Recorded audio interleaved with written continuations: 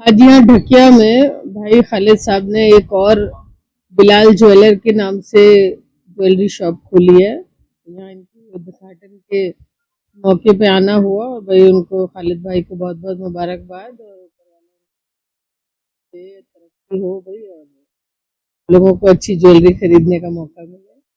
मोहम्मद अली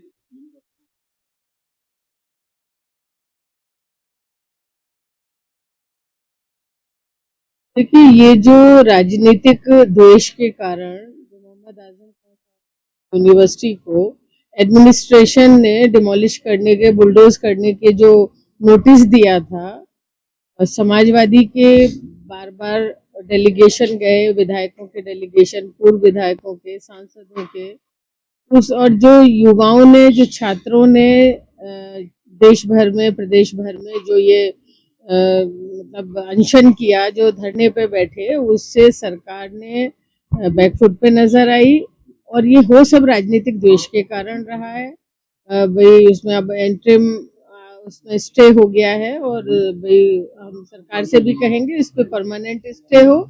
इस सरकार की पढ़ाई की कोई नीति नहीं है। 1 लाख विद्यालय जो है वो देश में बंद होने का काम हुआ है और आप देख रहे हैं बच्चों के प्रति कितने लापरवाह है ये सरकार की। बच्चे देखिए, समाजवादी पार्टी उनके साथ है।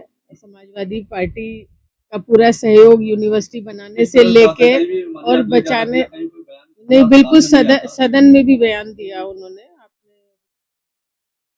पूरी पार्टी साथ है, जो विधायक आए थे वो सब समाजवादी पार्टी के थे, जो सांसदों का डेलीगेशन आया, अधिकारियों से मिला, वो सब समाजवादी के लोग थे और पूरी तरह राष्ट्रीय अध्यक्ष जी और मोहम्मद आजम खान साहब एक साथ हैं, हर प्लेटफॉर्म पे एक साथ खड़े नजर आ रहे हैं।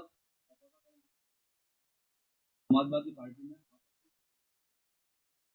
देखिए, जब पार्टी बड़ी होती है तो छोटी मोटी चीजें होती हैं, ऐसा कुछ नहीं है, छोटी मोटी बात होती रहती है। सब एक जगह है, सब जब चुनाव नजदीक आ रहा है, सब एक दूसरे को जोड़ने का काम कर रहे हैं और सब एक दूसरे के चुनाव में मदद करेंगे, एड़ी चोटी का जोर लगाएंगे, अखिलेश यादव जी को मुख्यमंत्री बनाने का काम करेंगे।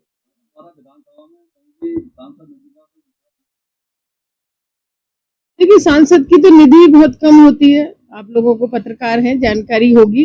विधायक की जितनी निधि एक विधानसभा में होती है, सांसद की उतनी पूरी लोकसभा में होती है, तो 5 गुना कम हो गई। तो आप समझ सकते हैं एक प्रधान को इतने पैसे मिल जाते हैं एक पंचायत में, बड़ी पंचायत में, जितने एक सांसद को एक विधानसभा में मिल रहे हैं। तो विकास कार्य और वैसे भी जो ईमानदारी की बात है, वो सांसद का काम जो होता है वो कानून बनाना होता है। कोई सड़क, खड़ंजा, नाली बनाना या बड़े प्रोजेक्ट होते हैं, अपनी सरकार होती है, तो भाई सब जो है आपको अगर आपको याद हो तो उस वक्त कांग्रेस की सरकार थी और कांग्रेस के वो सांसद थे। ऊपर वाले से दुआ करिए हमारी भी सरकार बन जाए और हम भी अजहरुद्दीन साहब की तरह उनसे भी और ज्यादा काम करें। और मुद्दे को लेकर जैसे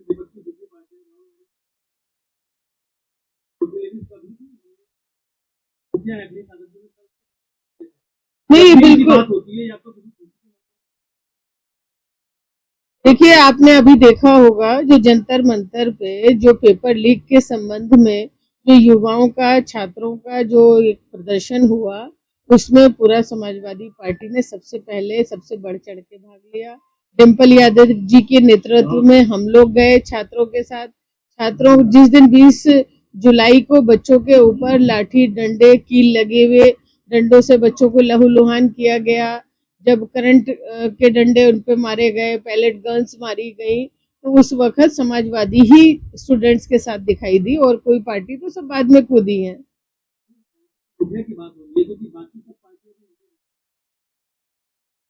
देखिए, हमारे राष्ट्रीय अध्यक्ष अखिलेश यादव जी की गिरफ्तारी हुई, अगर आप लोगों ने देखा हो तो सड़क पे आए तभी तो गिरफ्तारी हुई।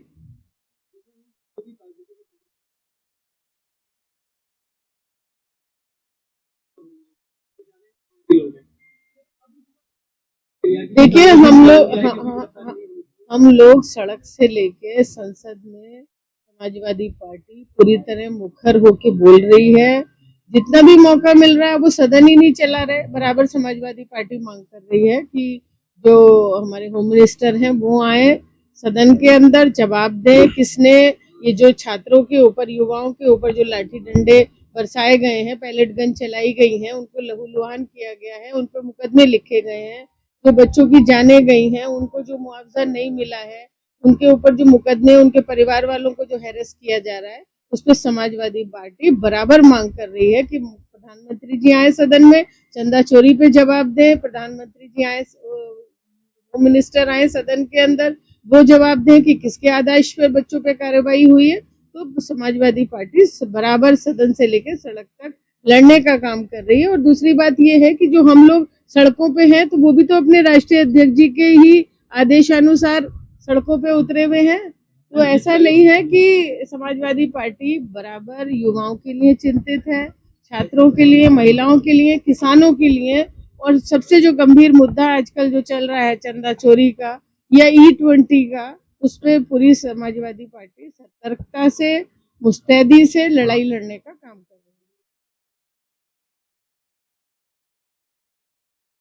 रही है। देखिए, कश्मीर में भारतीय जनता पार्टी ने जब 370 खत्म की थी, तब ये कहा था यहाँ से आतंकवाद खत्म हो जाएगा। आपने देखा होगा कि कल ही 2 मजदूरों को नाम पूछ के उन पे गोली चलवाई गई है। भाई कहाँ इंटेलिजेंस है? होम मिनिस्टर साहब जवाब दें कि उनकी इंटेलिजेंस कहाँ है, जो AI से छात्रों की आंखों से वो पहचान कर रहे हैं और उन पे मुकदमे लिखवा रहे हैं। तो क्या इन आतंकवादियों की पहचान नहीं कर सकते? वो कहाँ से, मतलब कैसे, इनका क्या जो फेल्योर है, बिल्कुल इनकी इंटेलिजेंस फेल्योर है। कर क्या रही है सरकार? जब लोगों की एक एक आदमी की कीमती है जान, और इस तरह से जाने, अभी पहलगाम में पहले भी कई लोगों को उनके परिवारों के सामने, उनकी पत्नियों के सामने, उनके बच्चों के सामने गोलियां मार दी गई। तो एक एक बच्चे की जान कीमती है, एक एक व्यक्ति की जान कीमती है। ये इनकी इंटेलिजेंस कर क्या रही है? ये अगर नहीं संभाल सकते तो इस्तीफा दे।